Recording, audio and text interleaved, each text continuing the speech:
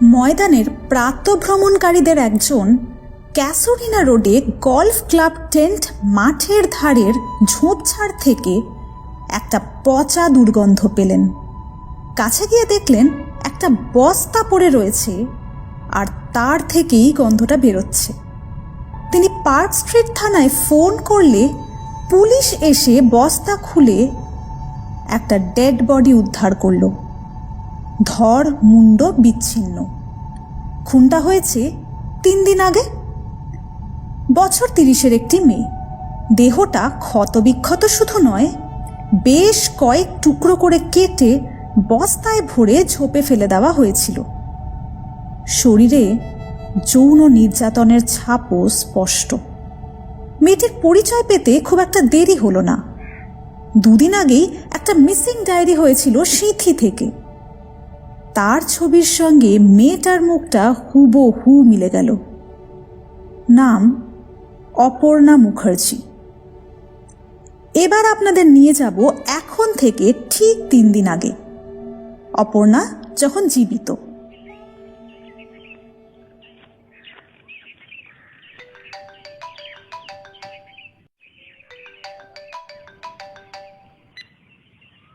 Hello, Aparna Mukherjee বলছেন? হ্যাঁ বলছি। আপনি কি বলছেন? আমি অভিষেক রায় বলছি, নিউ এজ অ্যাডভার্টাইজিং এজেন্সি থেকে। আপনার বিজ্ঞাপনটা দেখলাম আজকের নিউজ পেপারে। হ্যাঁ বলুন। আমাদের সারা বছর নানা রকম কাজ থাকে, প্রায় 100 ক্লায়েন্ট। আপনাকে আমরা ফুল টাইম নিতে চাই, মাসিক স্যালারিতে। অবশ্য যদি আপনার পোর্টফোলিও আমাদের পছন্দ হয়। হ্যাঁ সে তো নিশ্চয়ই। আমার পোর্টফোলিও রেডিই আছে, মডেলিংয়ের অভিজ্ঞতাও আছে। বলুন কখন দেখতে চান? উৎসাহ ঝরে পড়ে অপর্ণার গলায়। আজই ও ছোট্ট বিজ্ঞাপনটা দিয়েছিল খবরের কাগজে। ফোনের ওপাশের ভদ্রলোকের কথাবার্তা যথেষ্ট মার্জিত, গলাটাও ভীষণ সুন্দর। এরকম একটা ফোনের জন্যই তো অপেক্ষা করে বসেছিল অপর্ণা। অপর্ণাও একটা পাকা চাকরি খুঁজছিল। ফ্রিল্যান্সার হিসেবে এই ছুটকো ছাটকা অ্যাডে মুখ দেখিয়ে আর চলছিল না। এসব পার্ট টাইম জবে কোনো ভবিষ্যৎ নেই। আজ আছে তো কাল নেই। তার উপর তীর্থের কাকের মতো পেমেন্টের জন্য প্রতীক্ষা, সে নিয়েও ভীষণ টালবাহানা। আর ভালো লাগে না এসব। ওদের বাক্যালাপ এগোতে থাকে। আজ সন্ধ্যায় আসতে পারবেন পার্কস্ট্রিটে, ড্রিঙ্কার্সে? নিশ্চয়ই, কিন্তু আপনাদের অফারটা জানতে পারি? নিশ্চয়ই। সিলেক্ট হলে মাসে আমরা 70,000 দেব। প্রতিদিন 3-4 ঘন্টার মতো সেশন থাকবে, তার বেশি নয়। ঠিক আছে, কটায় যাব বলুন? ঠিক সন্ধ্যে 7টায়। রাখছি।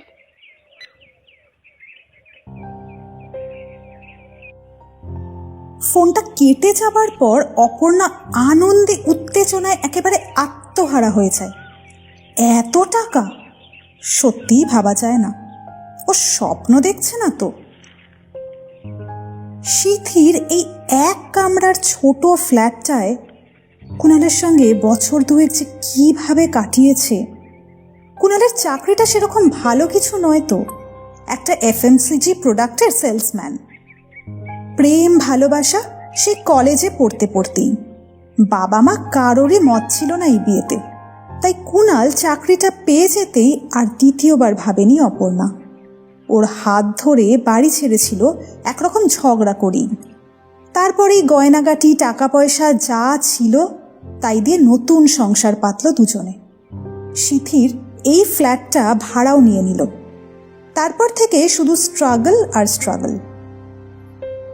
শেষে একদিন ঠিক করেই ফেলল অপর্ণা, মডেলিংয়েই নামবে। চেহারাটা তো ওর ছোট থেকেই চটকদার। 5.5 ফুটের মতো লম্বা, ফর্সা, দেখতে ডানাকাটা পরি না হলেও নজর কাড়া তো বটেই। রাস্তাঘাটে লোকজন এখনো দেখে হোঁচট খায়। তাছাড়া ও মডেলিংয়ের 2-একটা কাজও করেছিল কলেজ লাইফে, ওর বান্ধবী বিপাশার পাল্লায় পড়ে। বিপাশা অবশ্য এখন নাম করা ফিল্ম স্টার, আর ভীষণ দেমাগ। সেরকম পাত্তাই দেয় না অপর্ণাকে। তা সে যাই হোক, সেই সময় থেকেই ওর নিজস্ব কিছু চেনা জানা ছিল, সবই অবশ্য ছোটোখাটো অ্যাড এজেন্সি। সেগুলোকে ভাঙিয়েই আবার মডেলিং ক্যারিয়ারটা শুরু করেছিল অপর্ণা। তবে সবই পার্ট টাইম কাজ।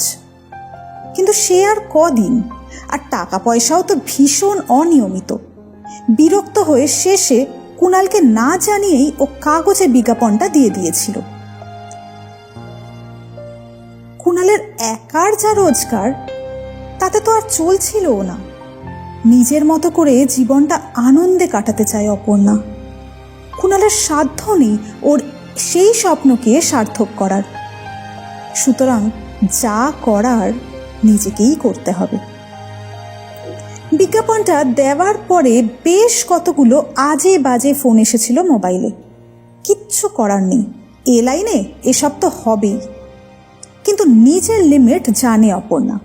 কত দূর যেতে হবে নিজের মান সম্মান বাঁচিয়ে সেটাও ঠিক করে নিয়েছে। তাই খুব মেপে সাবধানে পা ফেলে। বাজে নাম্বারগুলো ব্লক করে দেওয়ার পর হঠাৎ দুপুরের দিকে এই ফোনটা এলো।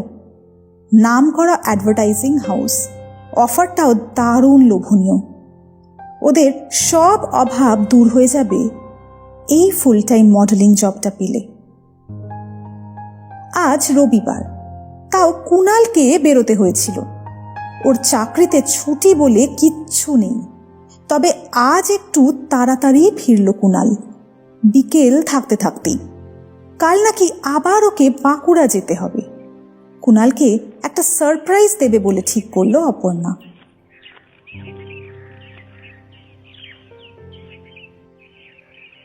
শোনো, তুমি রেস্ট নাও, স্ন্যাক্স আর চা করে দিয়েছি। আমি একটু বেরোচ্ছি। কোথায় যাচ্ছ আবার এই অবেলায়? একজনের সঙ্গে দেখা করতে যাচ্ছি, এসে সব বলবো। ঠিক আছে, সাবধানে যাও। কখন ফিরবে? দেখি একটু দেরি হবে, ফোন করে দেব, চিন্তা করো না।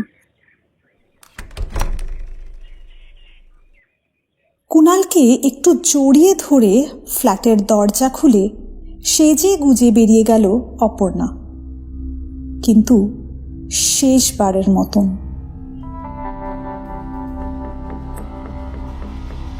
এর ঠিক 3 দিন পরে অপর্ণার মৃতদেহ উদ্ধার হয় ময়দানে। আমাদের মুখপুরি গল্প থেকে আপনারা চেনেন সৌরনীলকে নিশ্চয়ই। তখন সে ছিল পার্ট টাইম ডিটেকটিভ, কিন্তু এখন গোয়েন্দাগিরিকেই সে পূর্ণ সময়ের পেশা করে নিয়েছে। পুলিশ ইন্সপেক্টর রাঘব বাবু এই কেসেও আবার সৌরনীলকেই ডেকে পাঠালেন। দুজনে সিথিতে অপর্ণাদের ফ্ল্যাটে গিয়ে হাজির হলেন এবং কুণালকে জিজ্ঞাসাবাদ শুরু করলেন। আপনাদের বিয়ে কতদিন হয়েছিল? এই বছর 2 স্যার। কি করেন আপনি? সেলস এক্সিকিউটিভ একটা এফএমসিজি কোম্পানির। অপর্ণার সঙ্গে আপনার সম্পর্কটা কিরকম ছিল? খুবই ভালো স্যার, কোনো ঝগড়া ঝামেলা কিচ্ছু ছিল না। ও আচ্ছা, উনি কি কোনো চাকরি করতেন? না স্যার, তবে ফ্রিল্যান্সার মডেলিং করতো মাঝে মাঝে। সেদিন কোথায় গেছিলেন আপনাকে বলেছিলেন কিছু? ঠিক পরিষ্কার করে কিছু বলেনি। ঠিক করে বলুন, আপনি জানেন না উনি পার্ক স্ট্রিটে কার সঙ্গে দেখা করতে গেছিলেন? জানি না স্যার, বিশ্বাস করুন। বলল কোন বান্ধবীর সঙ্গে শপিংয়ে যাবে, ফিরতে একটু দেরি হবে, যেন চিন্তা না করি। তা আপনি জানতে চাননি আপনার বউ কোথায় যাচ্ছে, কার সঙ্গে দেখা করছে? ওকে বিশ্বাস করতাম, ও কোনো অন্যায় কাজ করতে পারে না। বলেছিল জরুরি কাজ আছে, ফিরে এসে সব বলবে। বান্ধবীর সঙ্গে শপিংয়ে গিয়ে জরুরি কাজ? আচ্ছা, কে কে ওনাকে প্রায় ফোন করতেন বলুন তো? বা উনি কাদের সঙ্গে যোগাযোগ রাখতেন বা দেখা সাক্ষাৎ করতেন? মানে আমি ঠিক জানি না। আসলে ওর ব্যাপারে বিশেষ নাকও গলাতাম না। আমার সেলসের চাকরি, এত ঘুরতে হয়, কতক্ষণই বা ঘরে থাকার সময় পাই বলুন? আপনার বউ আপনাকে লুকিয়ে কোথায় যাচ্ছেন, কার সঙ্গে মিট করছেন, কোনো খবরই রাখেন না। দেখলেন তো ফলটা?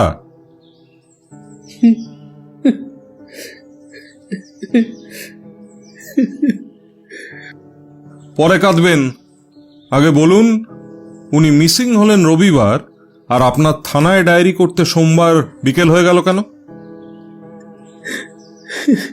আসলে আসলে ভাবছিলাম যদি কোথাও গিয়ে থাকে, মানে মানে আপনাকে কি উনি ফোন টোন করেছিলেন তার মধ্যে? না তো, ফোনটাও তো সুইচ অফই ছিল। সেটা জেনেও আপনার সন্দেহ হয়নি? একটু দুশ্চিন্তা হচ্ছিল। বেশ কয়েক জায়গায় ফোন করে খবরও নিয়েছিলাম। তারপর ভাবলাম কোথাও গেছে, ঠিক ফিরে আসবে। ও, এরকম আগেও কখনো হয়েছিল? না, মানে আগে তো আসলে আমি সেলসের কাজে প্রায় বাইরে যাই। ও তখন এক বান্ধবীর বাড়িতে গিয়ে থাকতো, কাছেই, এই বরানগর বাজারের কাছে। আচ্ছা, বুঝলাম। সৌরনীল আর রাঘব বাবু ওদের ফ্ল্যাটটা ভালো করে খুঁজে দেখল। অপর্ণার নিজস্ব ব্যবহারের জিনিস, বইপত্র, ম্যাগাজিন সব ঘেঁটে দেখা হলো। তেমন সন্দেহজনক কিছুই পাওয়া গেল না। শুধু কয়েকটা ম্যাগাজিনের কয়েকটা পাতা ভাঁজ করে রাখা, আর সেই পাতাগুলোয় সব মডেলিং সংক্রান্ত বিজ্ঞাপন। অপর্ণা কি তবে নতুন কোনো মডেলিংয়ের কাজ খুঁজছিল? সৌরনীল ম্যাগাজিনগুলো নিজের কাছে রেখে দিল। অপর্ণার মোবাইল আর হাত ব্যাগটা অবশ্য খুনের পর থেকে আর পাওয়া যায়নি। তবে মোবাইল নম্বরের কল রেকর্ডস আর লোকেশন ট্র্যাকিং করা হয়ে গেছে, আর তার থেকেই জানা গেছে ও প্রথমে পার্ক স্ট্রিট, তারপর সেখান থেকে ফ্রি স্কুল স্ট্রিটে গিয়েছিল। কিন্তু তারপর থেকেই মোবাইলটা বন্ধ। বিকেলের মধ্যেই পোস্টমর্টেম রিপোর্ট এসে গেল। দেখে আঁতকে উঠল সৌরনীল। সারা শরীরের সর্বত্র মারাত্মক অত্যাচারের ছাপ স্পষ্ট। এরকম নৃশংসভাবে কুপিয়ে কেউ কাউকে খুন করতে পারে? ভাবলেও শিউরে উঠতে হয় যেন। এভাবে এত কষ্ট দিয়ে খুন করার কারণটা কি? এত আক্রোশ? নাকি খুনি বিকৃত মনস্ক বা অপ্রকৃতিস্থ কেউ? পৈশাচিক আনন্দের জন্য এইভাবে খুন করেছে হয়তো। মারার আগে কোনো রেস্টুরেন্টে চাইনিজও খাইয়েছিল খুনি। তারপর ফ্রি স্কুল স্ট্রিটে নিজের ডেরায় নিয়ে গিয়েছিল ভুলিয়ে ভালিয়ে। সেইখানেই ধর্ষণ আর খুনটা করা হয়েছে বলে মনে হচ্ছে। শেষ টাওয়ার লোকেশন অনুযায়ী সেটাই স্পষ্ট। খুনটা রাত 12টা নাগাদ হয়েছে। অপর্ণার কল রেকর্ডগুলো দেখে একটু অবাক হলো সৌরনীল। গোটা মাসে শুধু নিয়মিত কয়েকজন পরিচিত লোকের সঙ্গেই কথা হয়েছে, ফোন এসেছে নয় গেছে। বাকি 2-4টে সাধারণ ফোন কল বাজিয়ে দেখাও হয়ে গেছে। কিন্তু ঘটনার দিন বেলা 10টা থেকে বেশ কিছু ফোন এসেছে, যা সাধারণ দিনের থেকে অনেকটা বেশি। যদিও দিনটা রবিবার ছিল, কিন্তু হঠাৎ করে ওই দিন এত বেশি ফোন কেন এসেছিল? সৌরনীল ভাবতে লাগলো। তখনই রাঘববাবু এসে জিজ্ঞেস করলেন, কি সৌরনীল, কিছু বুঝতে পারলে? আমরা তো তোমার দিকেই চেয়ে আছি। আচ্ছা রাঘবদা, বলুন তো, একজন ঘরোয়া বউ যে সেভাবে কোনো কাজকর্ম করে না, বাড়ির বাইরেও বেরোয় না, যার কাছে সারা বছর সেভাবে ফোন যাওয়া আসাও নেই, তার কাছে হঠাৎ একদিনে মাত্র কয়েক ঘন্টার মধ্যে 30টা ফোন আসে কোথা থেকে? কল রেকর্ড কি তাই বলছে নাকি? বিজ্ঞাপন রাঘবদা, বিজ্ঞাপন। কল রেকর্ড দেখে আমার তো সেটাই সন্দেহ হচ্ছে। অপর্ণা কি খবরের কাগজে সেদিনকে কোনো অ্যাড দিয়েছিল? একমাত্র তাহলেই ওর মোবাইল নাম্বার একসঙ্গে অনেক লোকে জানতে পারবে, তবেই না এত অপরিচিত লোক ফোন করেছিল সেদিন। তাই তো, একদম ঠিক বলেছ। এবার তবে রোববারের বড় বড় কাগজগুলো সব খুঁজে দেখি। কিছুক্ষণের মধ্যেই সব খবরের কাগজ এসে গেল। সৌরনীল সেগুলো নিয়ে ঘাঁটতে বসেছিল। শেষে সুপ্রভাত খবরের কাগজে একটা ছোট্ট সাধারণ বিজ্ঞাপন পাওয়া গেল। লেখা আছে, অভিজ্ঞ মডেল, যে কোনো অ্যাডে মুখ দেখাতে আগ্রহী, অপর্ণা মুখার্জি। তারপর মোবাইল নম্বরটা। সৌরনীলের মুখে হাসি ফুটে উঠল। অবশেষে একটা সূত্র পাওয়া গেছে। যে নাম্বারগুলো থেকে ফোন এসেছিল ধরে ধরে প্রতিটায় ফোন করে সৌরনীল বাজিয়ে দেখতে লাগলো। বেশিরভাগই ফালতু লোকজনের নম্বর। দুই একজন ছাড়া কেউই খুব একটা মডেলিং দুনিয়ার সাথে যুক্ত নয়। পুলিশ ওদের পেছনে পড়তে ওরা ক্ষমা টমা চেয়ে একেবারে একসা। আরও দু একটা ফোন নাম্বার একটু খতিয়ে দেখার ছিল। সেই মতো সৌরনীল রাঘববাবুকে জানিয়েও দিল। শুধু একটা ফোন দেখা গেল ঠিক সেদিন থেকেই সুইচড অফ। আর তার সুইচড অফ হওয়ার আগে টাওয়ার লোকেশন অদ্ভুতভাবে মিলে গেল অপর্ণার সাথে। বিকেল 5টায় ফ্রি স্কুল স্ট্রিট থেকে চাঁদনি চক, তারপর সন্ধে 7টায় পার্ক স্ট্রিট, তারপর 8:30টায় আবার ফ্রি স্কুল স্ট্রিট। আর অপর্ণারও ঠিক তাই। সিটি থেকে 7টায় সোজা পার্ক স্ট্রিট, তারপর 8:30 নাগাদ আবার ফ্রি স্কুল। সেখান থেকে একেবারে গায়েব। সেই ফোনও আর চালু হয়নি সেই দিনের পর থেকে। যাই হোক, যে কোনো একটা ফোন চালু হলেই লোকেশন ট্র্যাক হয়ে যাবে। সৌরনীলের নির্দেশে পুলিশ কাজ শুরু করে দিল। বুঝলেন রাঘবদা, সন্দেহ করছি এটাই খুনির ফোন নাম্বার। এর সমস্ত call record, location track record আমার চাই। আর তার সঙ্গে ওই সার্ভিস প্রোভাইডারের থেকে সিম তোলার সময়কার ডকুমেন্টও। চিন্তা করো না, সব ব্যবস্থা হয়ে যাবে। অরিন্দমকে বলে দিচ্ছি, ব্যাটাকে জলে ফেলবই। সে তো হবে, কিন্তু একটা জিনিস আমায় ভাবাচ্ছে রাঘবদা। কি বলো তো? এই লোকটা মডেলিংয়ের জন্যই নিশ্চয়ই অপর্ণাকে ফোন করে পার্ক স্ট্রিটে ডেকেছিল, তারপর নিজের ডেরায় নিয়ে যায় এবং সেখানেই ধর্ষণ করে খুন করে। কিন্তু এরকম নৃশংসভাবে খুন করার দরকার কি ছিল? যা বলেছ, আমার পুলিশ জীবনে এইরকম পৈশাচিক হত্যাকাণ্ড আমি কোনোদিন দেখিনি। অমানুষিক। সেটাই তো ভাবছি। আরও একটা খটকা আছে, পরে বলবো। আচ্ছা রাঘবদা, ওরা পার্ক স্ট্রিটে দুজনে কোথায় মিট করতে পারে বলুন তো? লোকেশন যা দেখাচ্ছে, ওই জায়গায় সামপ্লেস এলস, ব্রিজ, জেন, ট্রিঙ্কাস, মিংরুম, এরকম অনেকগুলো রেস্টুরেন্ট পাশাপাশি রয়েছে। যদিও ডেটিং বা ফার্স্ট মিটিংয়ের জন্য ওই ব্রিজ বা ট্রিঙ্কাসই বেস্ট। আবার ওইদিকে অপর্ণার পোস্টমর্টেমে তো পেটে চাইনিজ খাবারও পাওয়া গেছিল, সেটাও মনে রাখতে হবে। তবুও সবকটা রেস্টুরেন্টেরই সিসিটিভি রেকর্ডিং চেক করতে হবে।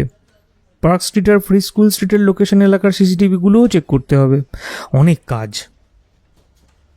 ও তুমি চিন্তা করো না, সব হয়ে যাবে। আমি ইতিমধ্যেই লোক পাঠিয়ে দিয়েছি। শেষ পর্যন্ত ট্রিঙ্কাসের সিসিটিভি রেকর্ডিংয়ে পাওয়া গেল দুজনকে। ঠিক সন্ধে 7টা নাগাদ অপর্ণা আর একজন লম্বা মতো ভদ্রলোক ঢুকলেন। লোকটার বয়স বেশি না, এই 40-এর কাছাকাছি। ছবিটা যদিও সাইড থেকে এসেছে আর ভেতরটাও বেশ আলো আঁধারিতে ভরা, তবু মুখটা মোটামুটি বোঝা যাচ্ছে।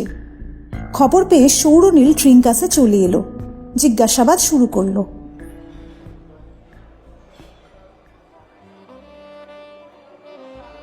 নমস্কার, আপনার নাম? অনিন্দিতা স্যার। আপনি সেদিন ওদের সার্ভ করছিলেন? হ্যাঁ স্যার। আর কেউ ছিলেন ওদের সঙ্গে? না স্যার, ওনারা দুজনেই একসাথে ঢুকলেন, তারপর হেসে হেসে গল্প করতে লাগলেন। আমায় চিকেন হাক্কা নুডলস আর ড্রিঙ্কস অর্ডার দিলেন। আমি প্রথমে 2টো কোল্ড কফি দিই, তারপর মিনিট 15-র মধ্যেই ওদের খাবার সার্ভ করেছিলাম। ওরা নিজেদের মধ্যে কি কথা বলছিলেন, আপনার কানে কিছু এসেছিল? না স্যার, ওরা আমার সঙ্গে বেশি কথা বলেন উনি। ম্যাডাম তো একেবারেই না। যাবার সময় বিল পেমেন্ট করে স্যার আমাকে টিপস দিলেন, তারপর দুজনেই একটু তাড়াহুড়ো করেই বেরিয়ে গেলেন। লোকটা এর আগে কখনো এসেছিল আপনাদের রেস্টুরেন্টে?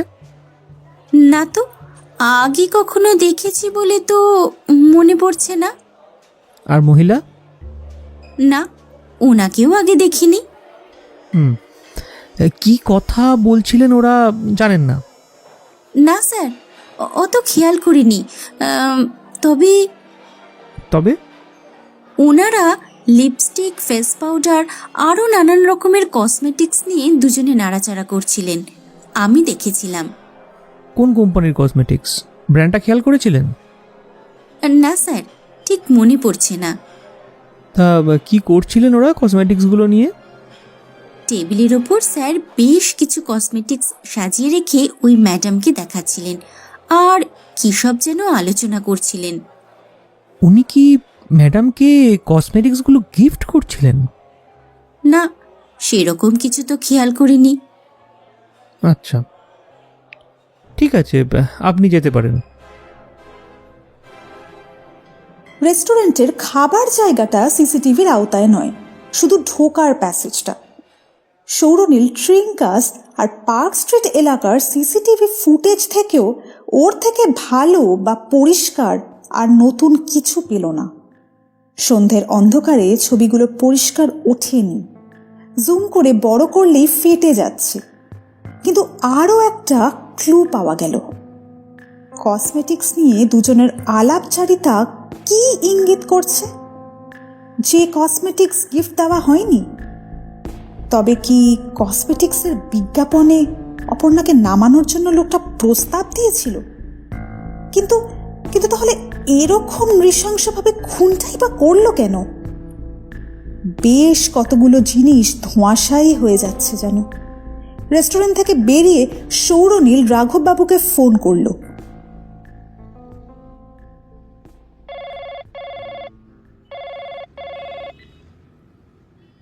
হ্যালো রাঘবদা, ওই ফোন নাম্বারটা ট্রেস করলেন? আর ওই ডকুমেন্টগুলো পেয়েছেন? সব পেয়েছি, তোমাকে পাঠিয়েও দিয়েছি, কিন্তু সব নকল। ভুয়ো ডকুমেন্ট দিয়ে সিম তোলার পুরনো রোগ এদেশে এখনো যায়নি। বেচারা মেদিনীপুরের একটা চাষি, সে তো বিন্দু বিসর্গ জানে না, অথচ তার নামেই সিমটা তোলা হয়েছিল। কি করব কিছুই বুঝতে পারছি না।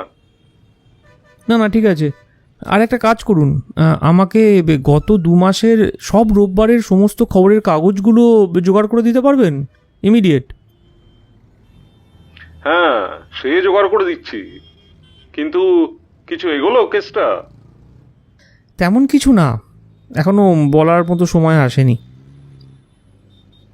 এবারে সৌরনীল গেল ফ্রি স্কুল স্ট্রিটে, যে এলাকায় শেষবারের মতো লোকটার আর অপর্ণার টাওয়ার লোকেশন দেখিয়েছিল।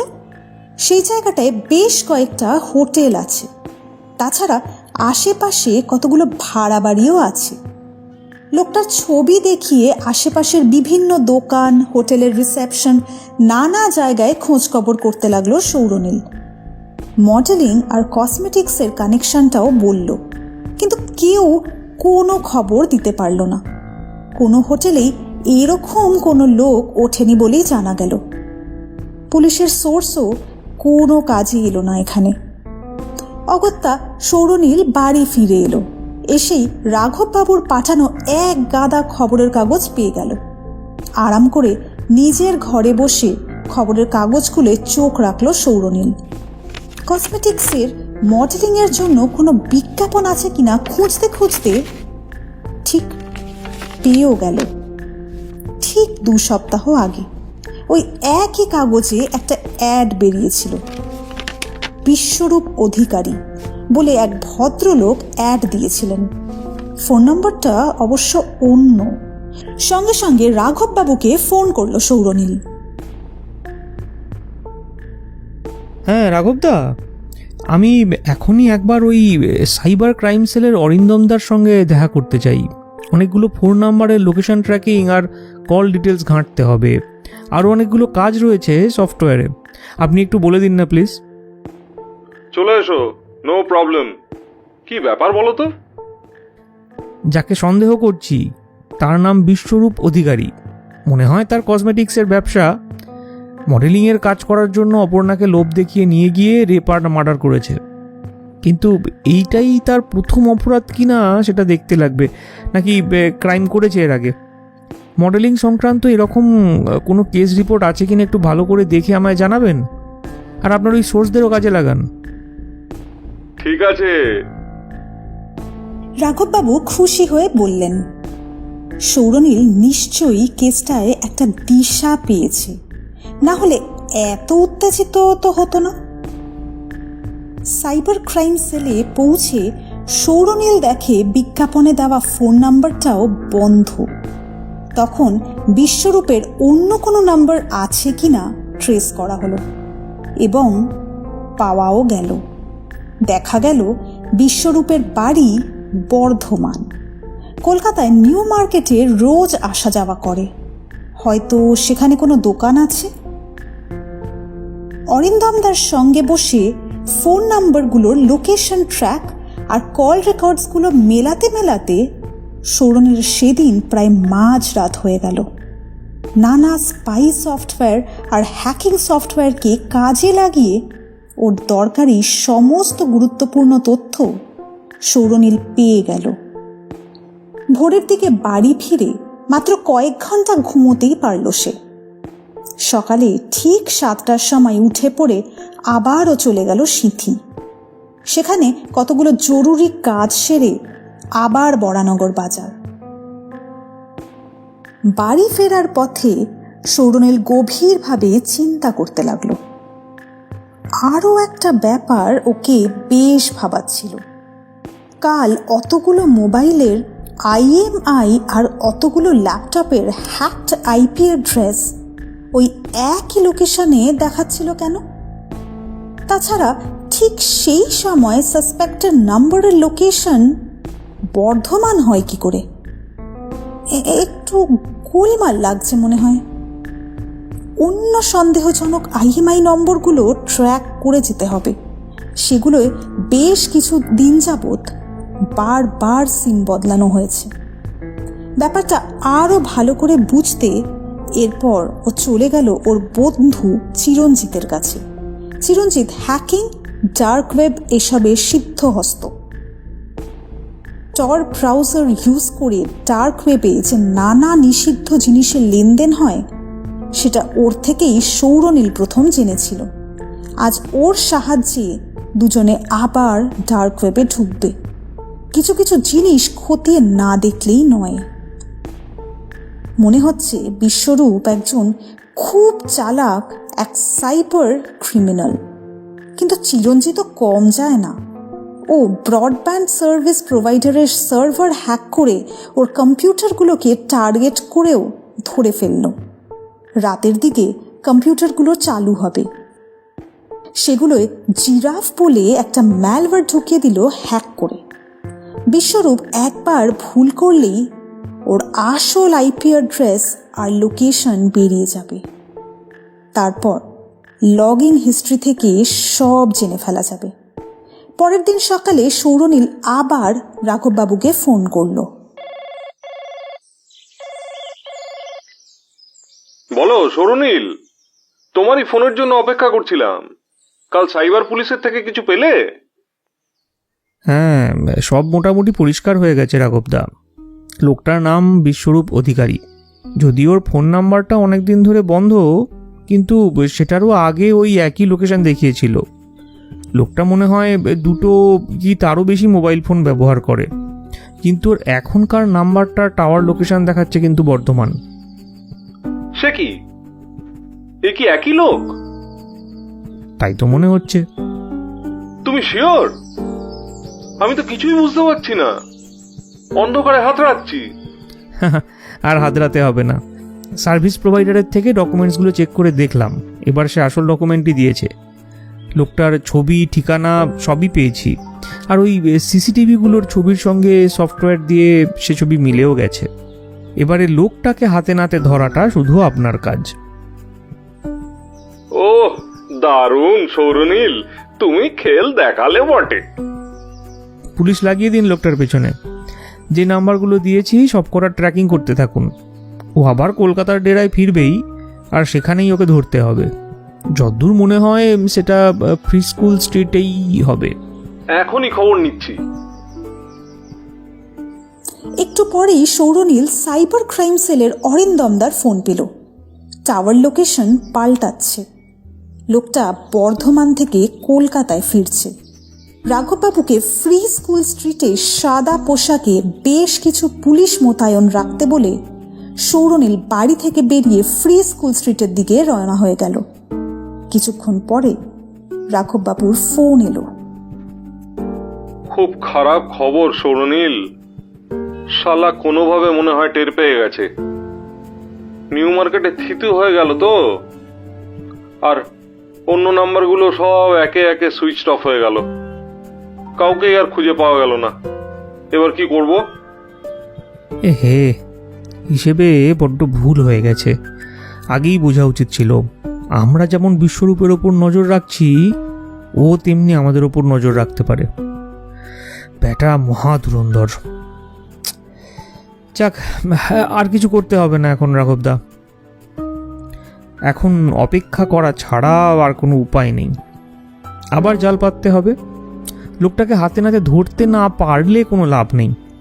দেখা যাক কদিন পালিয়ে বাঁচতে পারে। কি বলছো? পাখি তাহলে পালালো? আর কিছু করার নেই? আপাতত নেই। কেসটা অত সহজ নয় রাঘবদা। এরকম চালাক সাইবার ক্রিমিনালকে ধরা যে সে কথা নয়। এভাবে হবে না। তবে নিউ মার্কেটের লোকটার ওপর নজর রাখুন, আর ফ্রি স্কুল স্ট্রিট এলাকা থেকে আপনি সব পুলিশ সোর্স, এমনকি ওই সাদা পোশাকের পুলিশও সরিয়ে নিন। আসল অপরাধী যেন সন্দেহই না করতে পারে যে আমরা ওর পিছনে লেগেছি। তাহলেই ও আবার ফিরে আসবে। সে কদিন পরে হলেও আসবে। কিন্তু কি করে ধরবো এবার ওকে? কিছু চিন্তা করবেন না। হ্যাকিং করে ওর টাকা পয়সার লেনদেনের সমস্ত হিসেব পেয়ে গেছি। বিটকয়েনের সঙ্গে মেলানো ওর ব্যাঙ্ক অ্যাকাউন্টও। এখন ওর টাকার দরকার, নিশ্চয়ই কোনো না কোনো এটিএম থেকে টাকা তুলবে। আর সাইবার ক্রাইম সেলের সাহায্যে তখনই সেই এটিএমের লোকেশান আমরা জানতে পেরে যাব। সেখানেই ওকে ধরতে হবে। হাতে কিন্তু সময় খুবই কম থাকবে। আপনি সমস্ত থানাকে অ্যালার্ট করে দিন। বিকেলের মধ্যেই খবর এসে গেল, নিউ মার্কেটে বিশ্বরূপ অধিকারীকে আইডেন্টিফাই করা গেছে। বিকেলে খবর এলো নিউ মার্কেট থেকে বেরিয়ে বিশ্বরূপ ক্যালকাটা কর্পোরেশনের সামনে একটা এটিএম থেকে টাকা তুলছে। ও বোধহয় ভাবতেও পারেনি যে এইভাবে ওর লোকেশন ট্র্যাক করা হতে পারে। খুব একটা অসুবিধে হলো না ওকে ধরতে। লোকটাকে ধরে থানায় নিয়ে আসতে রাঘববাবু ওর সাদা সিধা রূপ দেখে অবাক হয়ে গেলেন। এই সেই বিশ্বরূপ অধিকারী? সত্যি যা বিশ্বরূপ দেখালো। কিন্তু জেরা করতেই দেখা গেল লোকটার কোনো দোষ নেই। ও আসল অপরাধী নয়। নিউ মার্কেটে একটা কাপড়ের দোকানে কাজ করে মাত্র। বাড়ি বর্ধমানে। আবার মিস। এই নিয়ে দুবার। বিশ্বরূপ অধিকারীর নাম, ক্লোনড সিম, ব্যাংক ডিটেলস সব ফিশিং করে ব্যবহার করা হয়েছিল। আসল অপরাধী যে এভাবে আড়াল থেকে পুলিশের সঙ্গে লুকোচুরি খেলতে পারে তা ওরা ভাবতেও পারেনি। যা যা এতদিন ধরে পাওয়া গেছে তা মনে হয় সবই নকল। হ্যাকিং করে ওর যেসব ব্যাংক লেনদেন জানা গেল তাও অজস্র অ্যাকাউন্টে ছড়িয়ে আছে, আর প্রতিদিন এক অ্যাকাউন্ট থেকে অন্য অ্যাকাউন্টে চলে যাচ্ছে বা গায়েব হয়ে যাচ্ছে, এমনকি বিদেশেও যাচ্ছে। বিটকয়েন ট্রানজ্যাকশনগুলো তো ধরাই যাচ্ছে না, আর ডকুমেন্ট যা যা পাওয়া গেছে তার কোনোটা যে নিজস্ব ডকুমেন্ট আর কোনটা যে ক্লোনড সেটাই তো বোঝা যাচ্ছে না। অথচ অদ্ভুত ব্যাপার, বিশ্বরূপের সিম ডকুমেন্টের ছবি সফটওয়্যারে সিসিটিভি সাসপেক্টের ছবির সঙ্গে মিলে গেল কি করে? ছবিটা অবশ্য খুব একটা পরিষ্কার ছিল না, কিন্তু সৌরনীল হাল ছাড়ল না। লোকটা প্রক্সি সার্ভার আর আইপি অ্যাড্রেসগুলো গোপন করে বা পাল্টে দিয়ে কাজগুলো করত, এমনকি বিদেশের প্রক্সি আর ভিপিএনও ব্যবহার করেছে। তাই ওর একদম সঠিক ঠিকানা জানাটা অসম্ভব ছিল। ওর সন্ধান ওর রাস্তাতেই বের করতে হবে। সাইবার ক্রাইম সেল সেইভাবেই এগোতে লাগলো।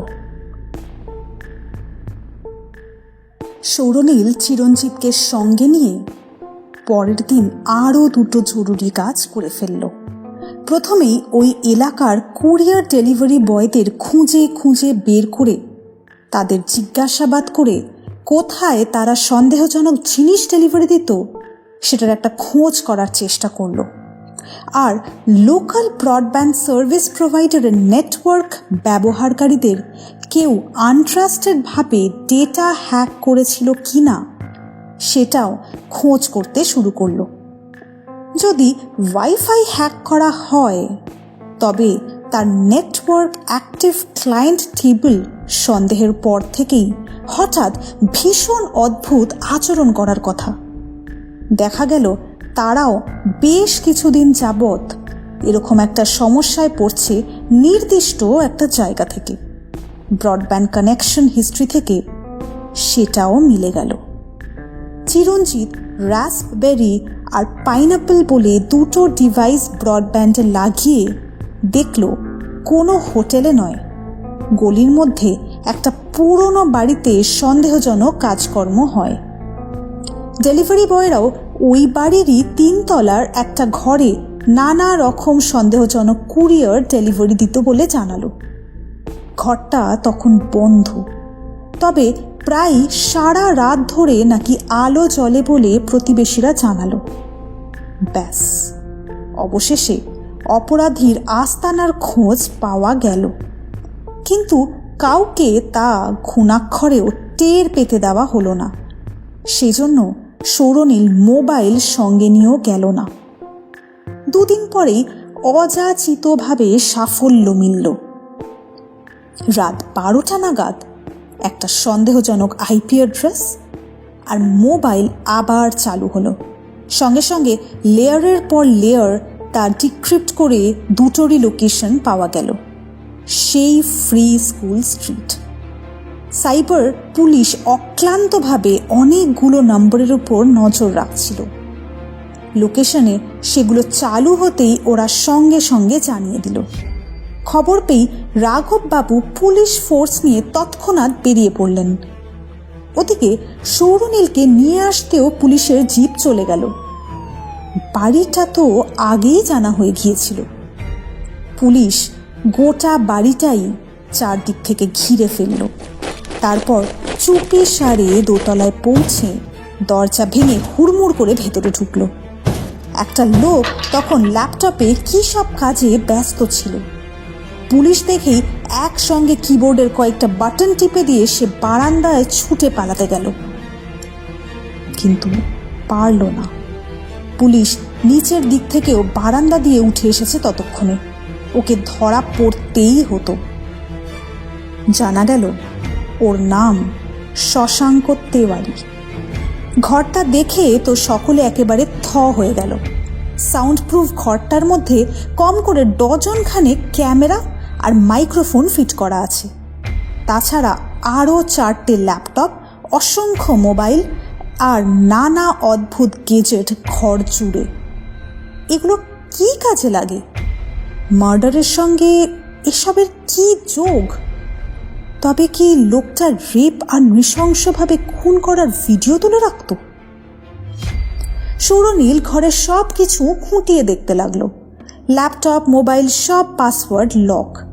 ওগুলো খুলতে গেলে সাইবার সেলের সাহায্য চাই। সৌরনীল রাঘব বাবুর অনুমতি নিয়ে চিরঞ্জিতকে ডেকে পাঠালো। সাইবার সেলের অরিন্দম দাও এসে গেল এতক্ষণে।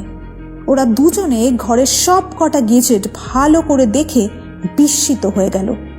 এইসব আধুনিক গেজেট লোকটা কিভাবে জোগাড় করলো বা কিভাবেই বা বানালো?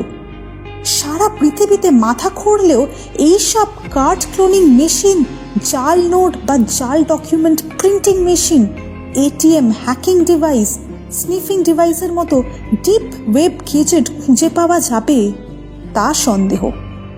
শশাঙ্কর ল্যাপটপ আর মোবাইলগুলো এমনভাবে পাসওয়ার্ড লক করা আছে যে সাইবার সেলের অফিসাররাও পর্যন্ত খুলতে গিয়ে ঘেমে নেই একসার।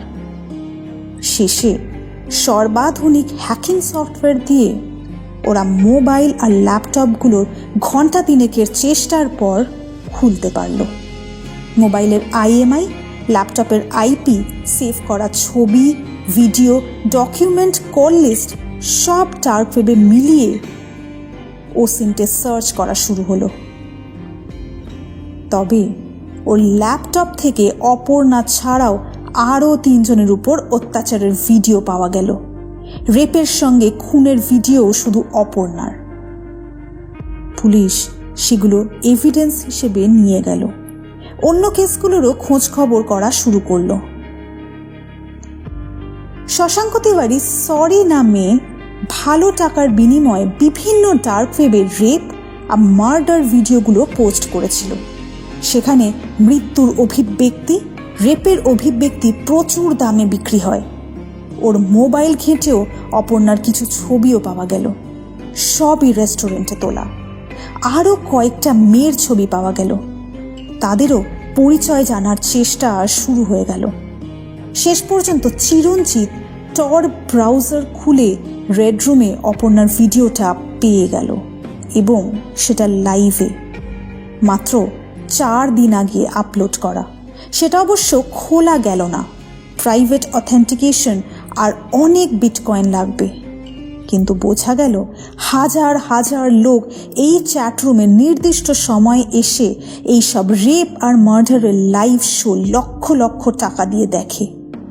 সাইবার পুলিশ ডিজিটাল ফরেন্সিক তদন্ত শুরু করে দিল।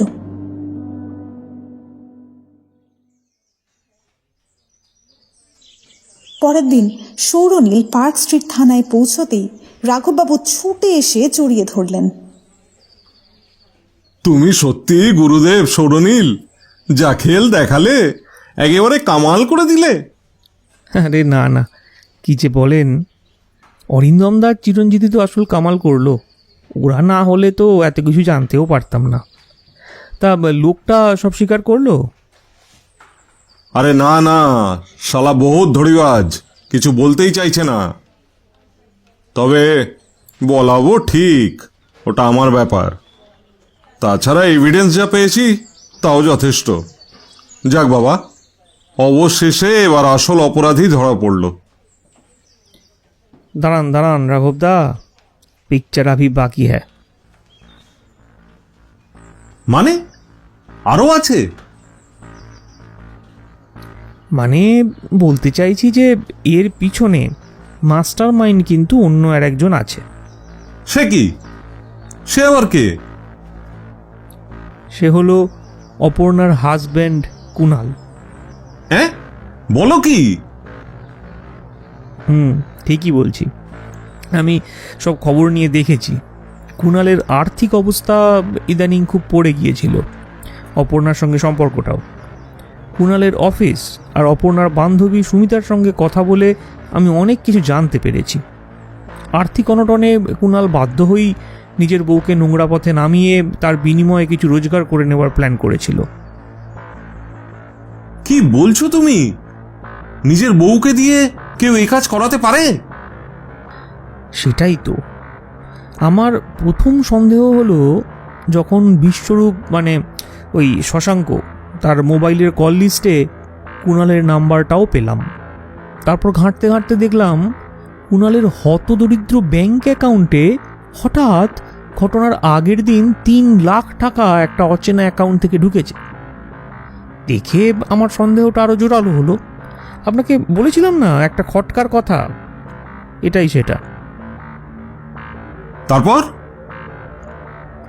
তারপর শশাঙ্ক আর কুণালের লোকেশন ট্র্যাকিং করতে কয়েকদিন আগে একবার ওই একই জায়গায় দেখালো। তখন আমার সন্দেহটা আরও গভীর হলো। আমি কুণালের ফ্ল্যাট বাড়ির একতলায় দারোয়ানদের সাথেও কথা বললাম, সেখানকার সিসিটিভি রেকর্ডিংও দেখলাম। তখনই বেরিয়ে এলো আসল গল্প। কিরকম?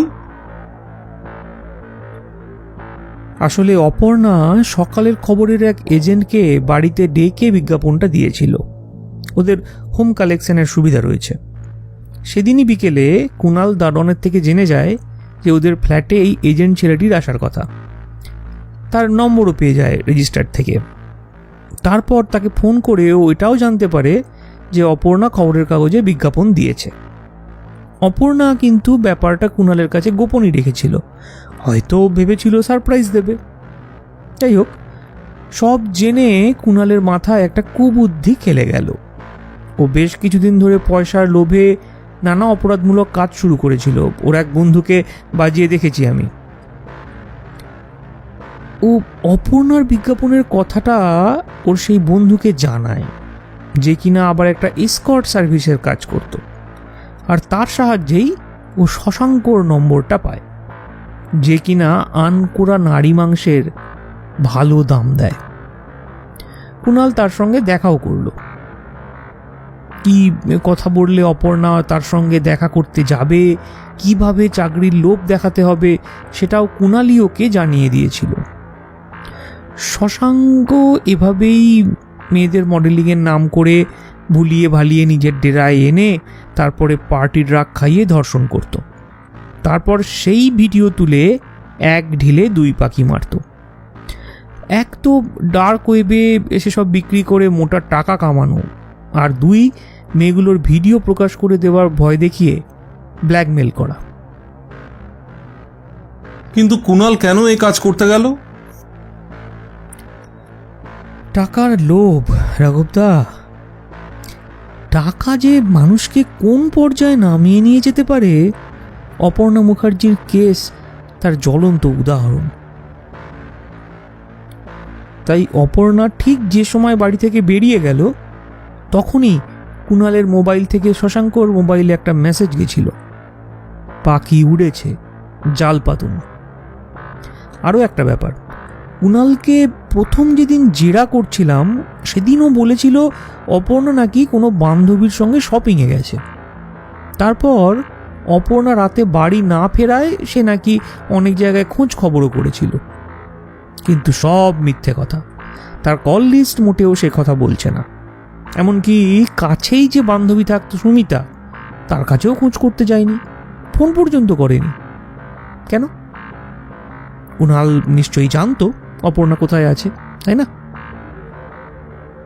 কিন্তু কুণাল একটা জিনিস ভাবতেও পারেনি, যে অচেনা অজানা লোকটা অপর্ণাকে রেপ করার বিনিময়ে কুণালকে অতগুলো টাকা দিয়েছিল, সে অপর্ণাকে খুন পর্যন্ত করতে পারে। তবে এই ওর প্রথম খুন। যে ইলেকট্রিক করাত দিয়ে অপর্ণার শরীর টুকরো টুকরো করা হয়েছিল, সেটা মাত্র 2 দিন আগেই কেনা। ভাবতে অবাক লাগে, যার জন্য অপর্ণা নিজের বাবা মাকে ছেড়ে চলে এলো, সেই সবচেয়ে আপনার জনেরই এক সর্বনাশা লোভের মূল্য চোকাতে হলো ওকে। অথচ অপর্ণা হয়তো সংসারের স্বাচ্ছন্দ্যের জন্যই একটা পাকা চাকরি খুঁজছিল। ইস, ছি ছি, আমি তো ভাবতেই পারছি না। আর ঠিক ওই জন্যেই অপর্ণার মিসিং ডায়েরি করতে কুণাল একদিন সময় নিয়েছিল। ভেবেছিল অপর্ণাকে ভোগ করে লোকটা নিশ্চয়ই পরদিন ছেড়ে দেবে। অপর্ণাকে যে এইভাবে খুন হতে হবে, সেটাও স্বপ্নেও ভাবেনি। হ্যাঁ সেই তো। আচ্ছা, কি সব ডার্ক ওয়েব ফার্ক ওয়েব বলছো, যেখানে সব নিষিদ্ধ জিনিস পাওয়া যায়, সেটা কি ব্যাপার গো?